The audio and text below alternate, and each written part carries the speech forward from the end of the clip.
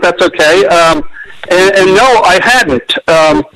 I started homebrewing in '95, and I was using Charlie Papazian's book, The Complete Joy of Homebrewing. And I had heard of mead, but I didn't really know what it was. Then I saw some mead recipes in the back, and I saw that it was made out of honey. And I thought, well, how bad could that be? Well, it turns out it can be pretty bad. And the first couple of batches, I didn't use nutrients, and so they weren't my best meads.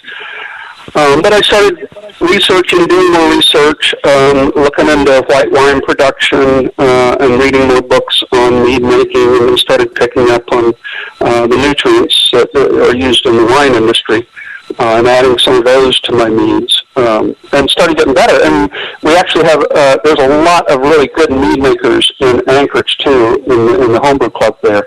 And so we were kind of all working together and comparing recipes and sharing information. And our mead was getting much better. In fact, one year, I don't remember which year, 2000, 2001, maybe 2002, our club here in Anchorage took every mead ribbon in every category at Pacific Northwest Regional Competition. So I'm not the only good mead maker up here. But no, I had not tasted mead before my foray into it. Well, I'd say you did a good job considering you came out of the gate winning medals, if I remember correctly. Kind of, yeah.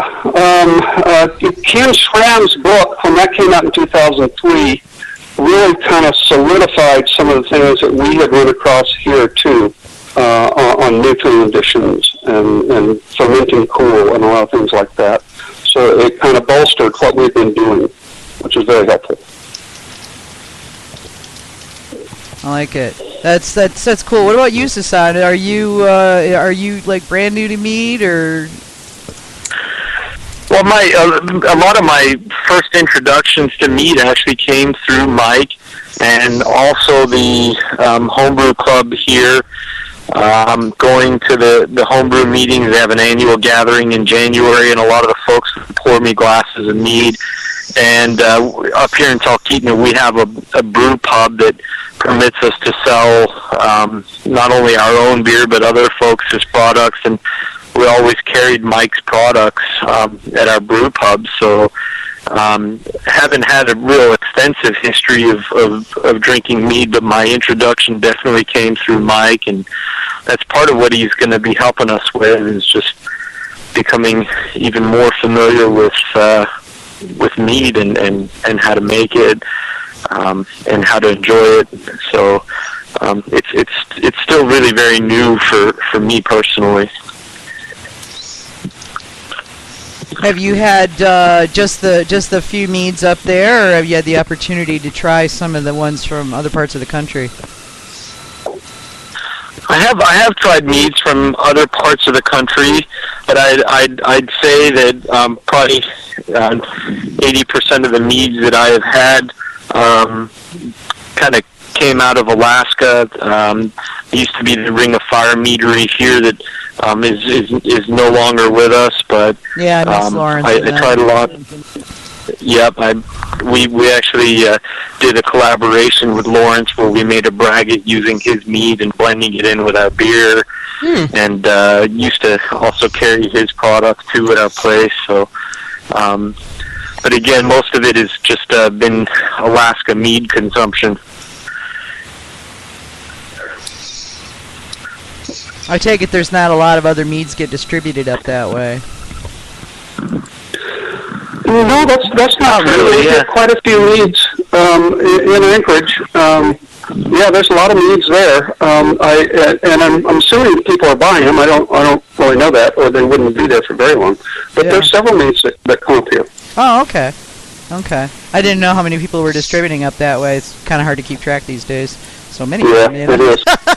Yep. Meaderies are growing on trees, which is a good thing, but it makes it difficult to keep up. Yeah.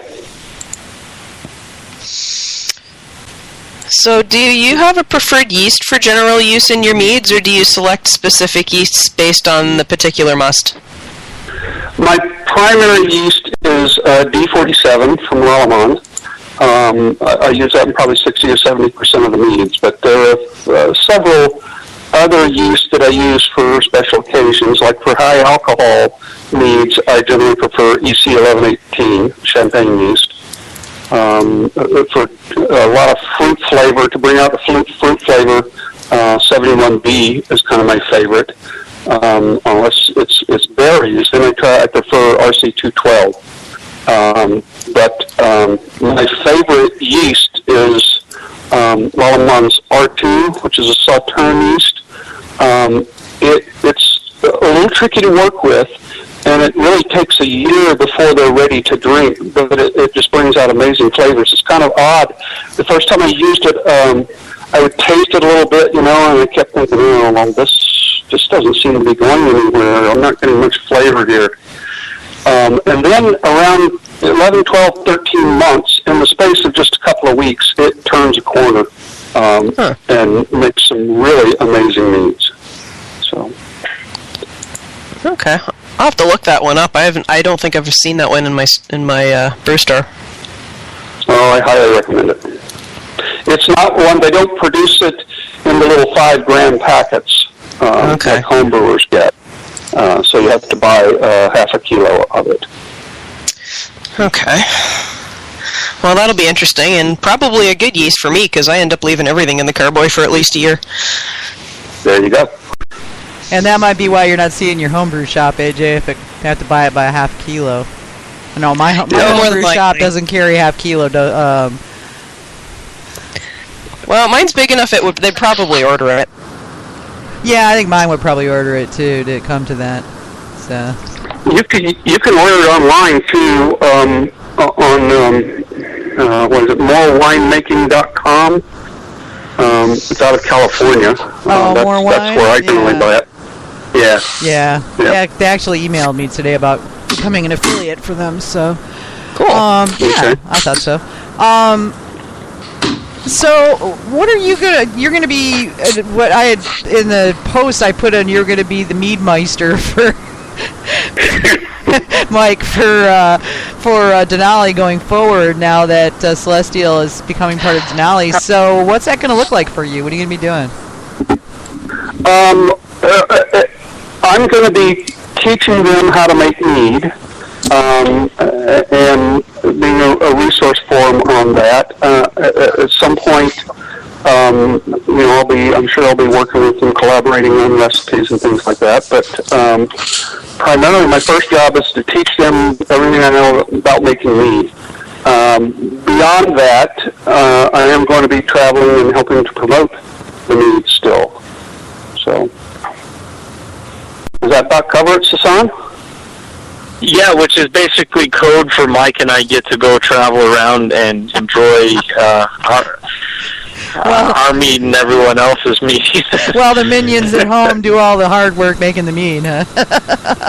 Well, one way I like to explain it, people, is the guys that work in the brewery here are going to have to do all the hard work, and I get to travel around and flirt with the ladies on their dime.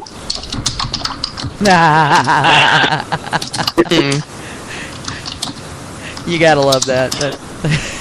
That's pretty funny. It should be interesting to see, how all this shakes out at the Manger Cup next year. It'll be fun.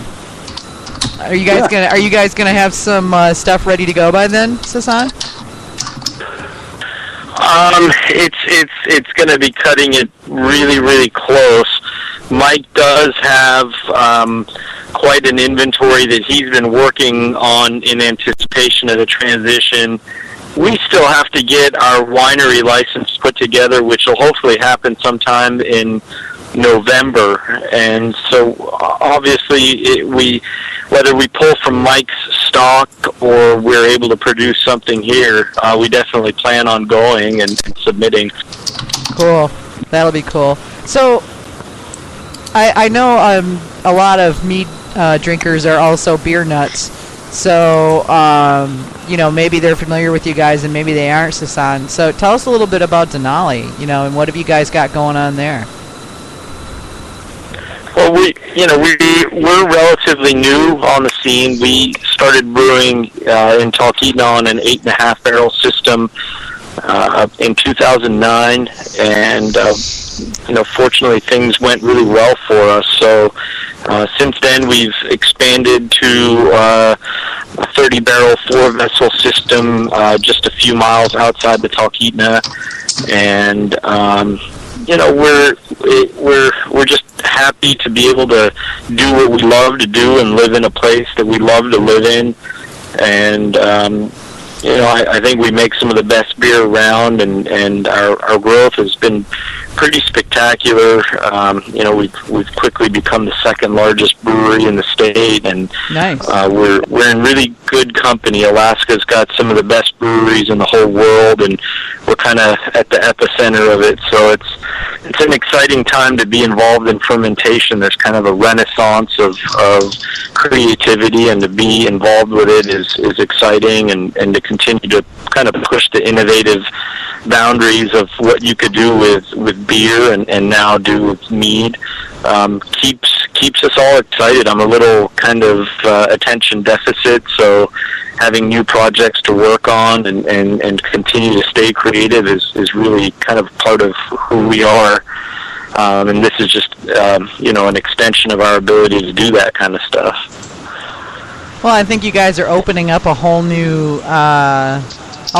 segment of the industry, that combination thing. Well, there's some of that crossover going on with the folks jumping into cider and things like that, but this is the first mead beer crossover, I think, fully. There's been collaborations, but to my knowledge, you guys are the first ones to do this.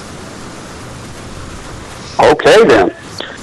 Yeah, and that's not to say I know everything, but I'm pretty well hooked in, so Yes, you are. We should mention too that we're going to be producing ciders here too. I've produced a couple of ciders in the past. It's not something that I had because I still had my day job. I didn't put as much energy into it as maybe I could have. But I think Sassan and these guys are wanting to get more involved in the cider, and those will be coming out under Alaska Cider Company. Nice, cool. Is this the first opportunity you've had to upsize the process, or in this mead? Yeah, the mead in this batch that you were talking about earlier. Well, yeah, and it's the first time I've done a mead in a unitank fermenter. I've been using open tops. But in this case, it was fairly easy. The recipe is fairly simple, and so we were able to just double the size. But yeah, I'm enjoying. I was kind of a shoestring operation. I was doing everything out of pocket, so I didn't go get a loan. I didn't invest in a lot of stainless steel equipment. But they have a much better setup here, and I think we're going to make much better meads coming out here in the future. Nice. I like it. That's it'll be interesting to see, where it goes and what happens with with the line as well as with the distribution. Yep. Well, I've been working with Shelton Brothers for a while, and I think they have my products in about 20 of the lower 48 states. Yeah. I can't reel them all off, but I'm pretty sure Washington and Colorado are on the list. California, I know, is on the list. Other than that, I'm really not sure. I haven't seen them here. My stash is combined with the stuff I've managed to lift from the Manger Cup and bring home with me. There was a retail shop in eastern North Carolina. What the heck was the name of it? Several months ago, did a tasting. They did Moonlight Meadery, they did Celestial Meads, and they did another meadery. They got a day, and so I don't know how they got them, but they had a bunch of our meads there for that day, and people came in and sampled and bought them. So I know North Carolina is hard to get into, yeah, it is. And I don't know if he picked them up somewhere else and brought them in, or how that works, but... Well, it might be the distributor, too. Our local Central Carolina distributors are... they're not the greatest, but, you have to work for it. It might be one of the eastern part of the states. I'm in the center part of the state, so... Right. It's a long, narrow state, you know. Yep. Lots of east and west going on here. So now, so